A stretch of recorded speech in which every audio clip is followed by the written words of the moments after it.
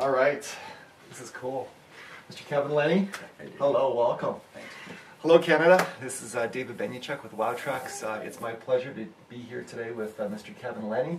And if you stay in touch with Canadian transport media over this past year, we've seen you a lot. We've seen your beautiful 1989 Mac. It's the February truck in the Wowtrucks calendar for 2011. You also were the October 2010 Truck of the Month, or Rig of the Month in Pro Trucker magazine. Kevin, can you tell us a little bit, where'd you get the truck? What's the history? Well, it was bought originally out of California by Peterson Transport out of Lethbridge. I bought it, I guess it was 2004. I had another R model just like it, but it was all spring ride and a longer wheelbase, and I didn't want to use it as a tractor. Yeah. The air ride just makes it much easier when you get to my age, right? Comfort, yeah, smooth riding. Yeah, and yeah, I bought it in 2004. I worked it for almost 2 years, and that's the first year. That's when I painted it, and just just plugged away a little bit every year on it, now just to restore it. I've taken this calendar, and Kevin laughed when I had to phone him and tell him the story afterwards. I was in a competitor dealership showing them the calendar, and there are a lot of these competitor trucks in the calendar. And as they flip through, I mean, of course they like their own trucks, but most of the guys are going, who is that February truck? And that's pretty cool, and I love that truck, and so it's great to see it in there. Kevin, tell me, you're probably one of the hardest working guys that I know. Thanks. And what did you say? Well, how many hours per week did you work last year on average? You were counting. Well, yeah, it's I broke it down over the course of a year. It worked out to 2010 worked out to about 7.45 hours, based over 365 days a year. Wow. So that's not a lot of spare time. Yeah, you just went to Mexico, and that was your first vacation in how long? Well, I took the last vacation I took was 2006 when I painted my truck. Wow. And I took a week off, which included a long weekend, and I went fishing, and I went to check on my truck pretty much every day or two. And I like it. Before Kevin went on vacation, he phoned myself and a few of his buddies and made sure that we knew that if something happened to him while you were in Mexico, that your truck was well taken care of. So you like that thing. We're all influenced by the people in our lives, and I think if they read the article at ProTruckerMagazine.com, or they read a little bit of the calendar at Wowtrucks, your dad and your mom played a big part in your life. Your dad, John, how did he influence you? What was... Just, yeah, he was always pretty positive, very outspoken and very positive, you know, always, he shared his feelings. There was not much black and, you know, there was always black and white. There was not much gray with my dad. And I think that a certain amount of honesty is really good. Yeah. Some people don't like it, but I know life has got to have gray sometimes. I'm learning this, right? You know, everything can't be a direct answer all the time. Yeah. But it plays I think that plays a big part to try to stay positive. Yeah. You know, his work ethic was great. Yeah. He didn't believe in something that you can't do. You know, if you really want to do something, he honestly believed that you could achieve it if that's what you really wanted.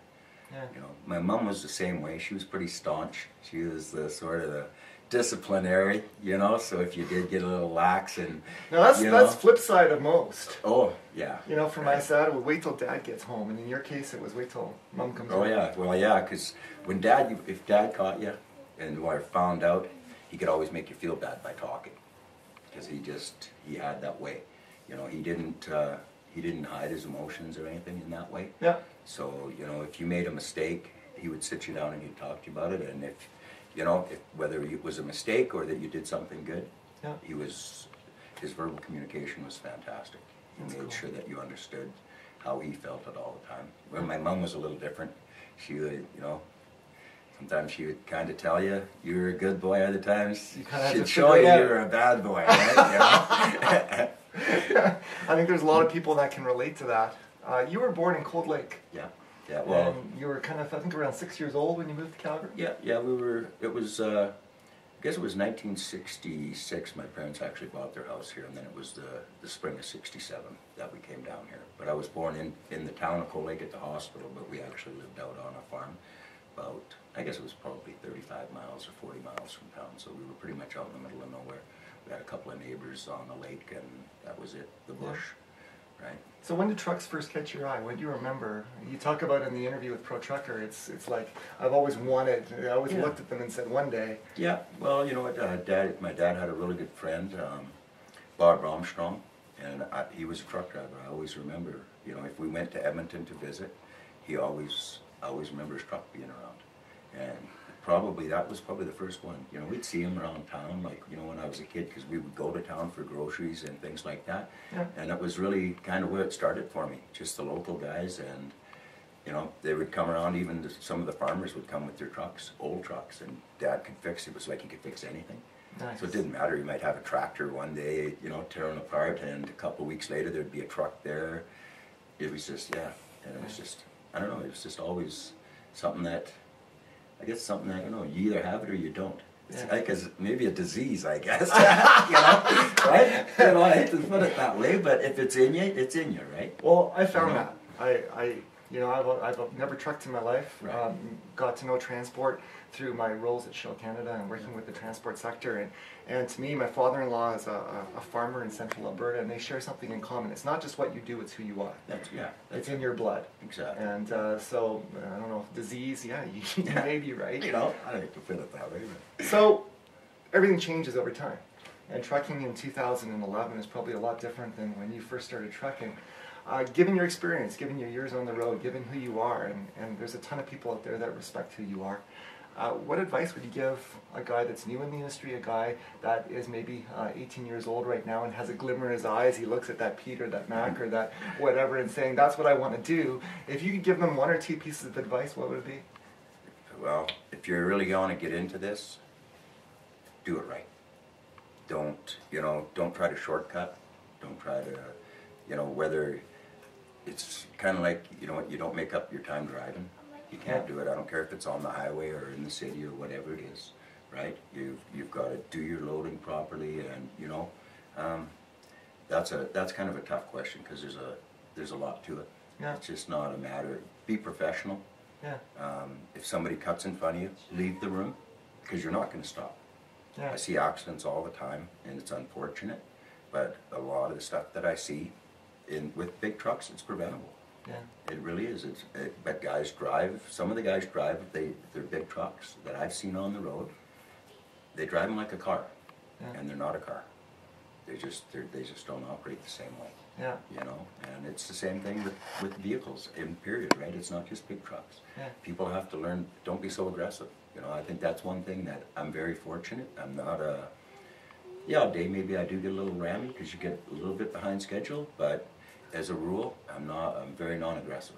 Yeah, it's not worth it. You know, it's my bumpers, you know, 4 years old, still straight to this day. You know, I've never been in an accident with a big truck, right? Yeah. And I never plan on being in one. Where all do you travel? Where have you traveled? Now, it's all basically Alberta. That's it. I go down to my Lethbridge every now and then, or the odd time I'll go to Red Deer. But now it's pretty much 95% of my work, 98% of my work is all within the city of Calgary. Now, as any industry, I worked for Shell 15 years, left Shell, but they are a great company to work for. You currently haul for Mustang and Van Cam. Yeah. And I know you recently, and our sympathies, lost your mom just a year or two back. And they've been great to you. Tell me about what a good trucking company looks like. Well, you know, I guess they got, they're like every company, they have their woes, right? But they've got a good, I think, a good group of core people with the business, and they understand. You know, they really don't put you under a lot of that extra pressure that some of the companies do. Not from where I sit, anyways. They don't. Yeah. You know, I talked to a lot of the highway guys for Van Cam that come off the coast on a regular run basis, and they don't. I don't really think they put a lot of the pressure on their guys, and they just seem to understand. Like, you know, Dustin, the general manager of Mustangs, awesome guy. He's laid back. They understand what it's all about with family and kids, and you know, I've seen some management changes in Calgary. We've got Sean as the new terminal manager in Calgary, young guy. He's willing to learn and listen. Yes. And yeah, they're just overall, like, I've been around. I've done some gypsy work. You know, billed out for 4 or 5 different outfits every 2 or 3 weeks, and when they offered me the chance with Rob and Bruce at that time, and Robin, I'm sure one of these days will probably retire. I always said to him, "This is your fault," you know, because he bought me in the door, and you know. Yeah. But it's yeah, they've been awesome. Cool. They really have been, yeah. Now I've met you through, well, met you through Motor, met you through Gord Cooper, Yeah. met you through John and Donna. What brings you to the Pro Trucker Weekends? What do you like about them? I've seen you, that's where I've seen you a lot, is at the Pro Trucker Magazine, Alberta Big Rig Weekend, and so on. What takes you there? Just, you know what, it's just be seeing my friends. Just hanging around with the guys, and I like looking at the trucks. I have to admit, and everybody knows that I'm not a big new truck guy. Yeah. Right? It's just, they don't have the character. But I just like to be around my buddies and you get ideas. You look at guys' trucks and they're awesome. Yeah. You know, a lot of it just doesn't work for me because my truck works every day. Yeah. It doesn't matter if it's 40 below or, you know, 40 above or raining or whatever. I got one truck and she works every day. But it's nice to look at the guys that can put the hardwood in the flooring and, you know, right? And yeah, it would be nice. Maybe one day, right? The Dawg will have hardwood flooring, right? You know, right? It'll be pulling the holiday trailer then. We'll know that you'll be close to retirement when we see hardwood floors in your truck. Exactly, yeah. That'll be good. And just hanging out with the guys, you know, Yeah. because you never really get to hang out with them. Yeah. You know, even if we all just work local, your schedules never work, eh? Well, I love what you said. I mean, you're a pretty relational guy. I think in the interview with Pro Trucker for Rig of the Month, you said something like, you love your office windows because they're completely open and the scenery's changing all the time. But when you're by, how do you cope with that? Like, I mean, this life on the road, you're a relational guy, and sometimes it's you in the truck. It's you and Mac. There's times, yeah, it's, even in town, there's times I have to admit you feel lonely. Yeah. Right? It's solitude. Other times it feels awesome. Yeah. You just, Balances you you know, out. I hate to use the term your blue armor or whatever, right? So if you're having a bad day, some days that's the only place you can feel like you can put that away. Yes. Right? And you're in your truck, you do your best you can. It's a focal point for you. Yeah. But just, I can never picture changing that. Okay. Because even on the bad days, it's still, you know, it's the fresh air, the sunshine, you know, the sunrise, whatever, right? I don't do big sunsets, but the sunrises and stuff are just incredible. Love it. Yeah. Yeah. And It is a just great feels office good. view. It is, yeah. It just, for me, it feels good. It's non-recycled air, and it doesn't matter if it's 35 below. My truck's got an awesome stove in it, well, heater, Yeah. right? And if the window's down, you know what? It's fresh air. It's non-recycled. You know, it's as fresh as you can get in the city or, you know, out on the highway. Right? Okay, so you share something in me with common because I do the same thing in the winter. If it's like anywhere to minus 20, I'll roll the window down a little bit, turn on the crank on the heaters, have my Tims, be loving the road, and life is good. What I love about you, and you're on Facebook, and so, you know, you're classic, but you're modern, and you keep connected with a lot of social media. And you've got great pieces of wisdom that you share on Facebook. And this morning, as you were coming over, you said you found one. Why don't you share it with us? What you thought this morning? Well, yeah, okay. Well, this was a sunrise morning again for me early. My Saturday morning, you know, 5 o'clock sort of thing, not sleeping too well. And it just come to me, it's called The Dog and the Butterfly Chasing Dreams. And it just, they say when the fat lady sings, it's over. I won't let the fat lady sing in my life because I choose to live with hope, not regret. I love it. Just, yeah. Those are good words. I write a lot of stuff. It's just, I don't know, I guess it's the emotional side of me. Maybe it's the alone time. Yeah. And it allows you to, it's that space in the truck. Yeah. You know, it's, mentally it's good for you, I think, to an extent. Yeah. You know? That's awesome. Maybe, might be nice maybe sometimes to have a little more structure, but, you know, we'll work on that too, right? You know? That's cool. Kevin, Lennie, 2 things. Your truck is classic, and you are classy. And Thanks, so thanks for spending some time with us You're today. welcome. I appreciate it. Yeah. Thanks very much. Take care. Yeah.